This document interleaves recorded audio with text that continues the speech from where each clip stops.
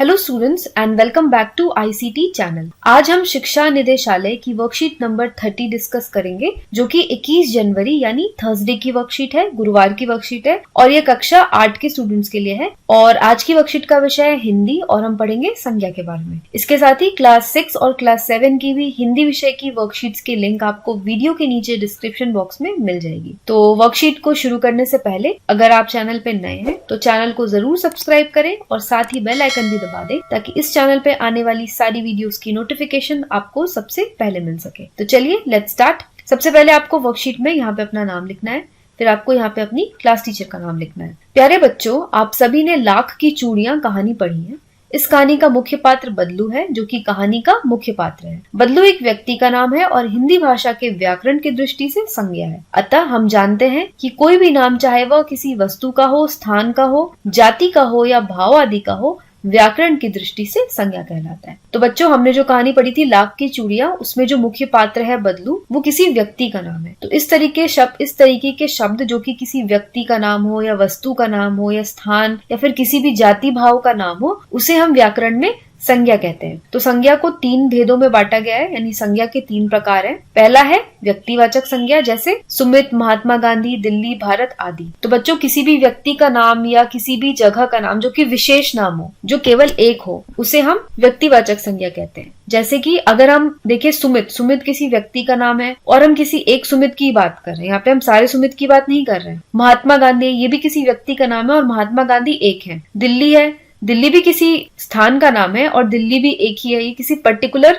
जगह की बात हम कर रहे हैं, दिल्ली। भारत भी वैसे ही है। तो इस तरीके के जो शब्द हैं वो व्यक्तिवाचक संज्ञा कहलाएंगे। दूसरा है हमारा जातिवाचक संज्ञा, जैसे स्त्री, बालक, गाय, नदी इत्यादि। तो ये सारे जो शब्द हैं वो चरित्र, स्वभाव, वजन, आकार आदि द्वारा जानी जाने वाली संज्ञा। तो जो शब्द अपने वजन के द्वारा या आकार के द्वारा, स्वभाव के द्वारा जाने जाते हैं, उन्हें हम जातिवाचक संज्ञा कहते हैं। जैसे स्त्री की अगर हम बात करेंगे तो स्त्री एक संज्ञा तो है, लेकिन स्त्री में सारी स्त्री आ जाएंगी, वो कोई भी स्त्री हो सकती है, तो वो जातिवाचक संज्ञा है। गाय है, तो गाय तो एक जानवर तो है गाय। जैसे अगर हम जानवर बोलेंगे तो जानवर में सारे जानवर आएंगे, वैसे गाय बोलेंगे तो गाय में सारी गाय आएगी, लेकिन गाय तो बहुत सारी हैं, तो ये भी हो जाएगा जातिवाचक संज्ञा। फिर अगला है भाववाचक संज्ञा, जैसे सुंदरता, नाजुक, प्रसन्नता इत्यादि, जिसमें कोई व्यक्ति नहीं है और ना आकार या वजन है, परंतु उनका अनुभव होता है। तो ये जो संज्ञा होती है उसमें कोई व्यक्ति नहीं होता है, उस चीज का कोई आकार नहीं होता, ना ही कोई वजन होता है, केवल हम उसे फील कर सकते हैं, यानी हम अनुभव कर सकते हैं। जैसे सुंदरता कोई व्यक्ति नहीं है, सुंदरता का कोई आकार नहीं है, कोई वजन नहीं है,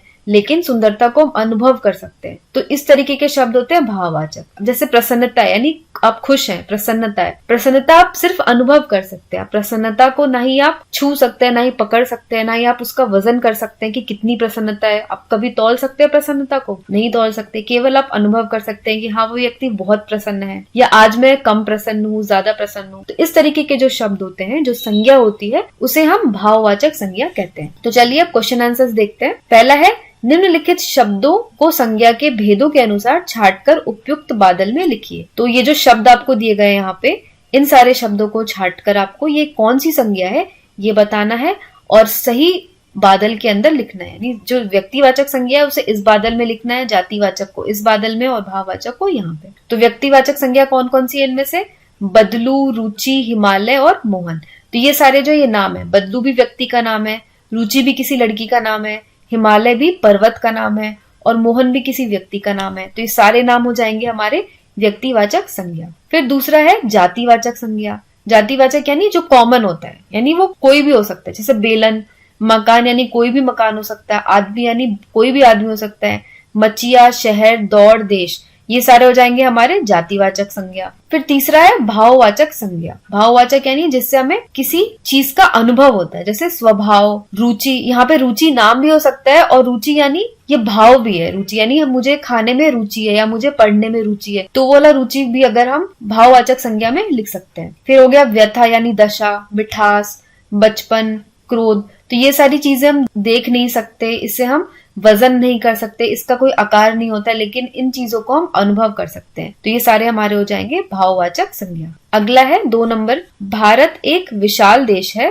संज्ञा छाटे। तो इस सेंटेंस में कौन कौन से संज्ञा ये हमें बताना है। तो पहला क्या है, भारत। भारत तो सिर्फ एक ही है, हमारा देश भारत, तो ये हो जाएगा व्यक्तिवाचक संज्ञा। और फिर दूसरा हो जाएगा ये देश। देश यानी बहुत सारे देश होते हैं, तो देश भी हो जाएगा जातिवाचक संज्ञा। अगला क्वेश्चन है, इनमें से भाववाचक संज्ञा चुनिए। तो ये 4 शब्द, इनमें से भाववाचक संज्ञा आपको चुनना है। तो क्या हो जाएगा, घृणा। घृणा एक भाव है जिसे हम महसूस कर सकते हैं, जिसे हम अनुभव कर सकते हैं। तो हमारा आंसर हो जाएगा ए, घृणा। तो बस यही थी हमारी आज की वर्कशीट। तो बच्चों, आपको ये आज की वर्कशीट कैसी लगी ये आप मुझे कमेंट करके बताना, और आपके प्रश्नों को भी आप मुझे कमेंट में पूछ सकते हैं। तो अगर आज की ये वीडियो पसंद आई हो तो लाइक बटन को जरूर दबाते हुए जाएं, और साथ ही इस वीडियो को भी अपने सारे फ्रेंड्स के साथ जरूर शेयर करें। तो आज के लिए बस इतना ही। मैं मिलूंगी आपको अगली वर्कशीट के साथ। तब तक के लिए take care, stay safe and have a nice day.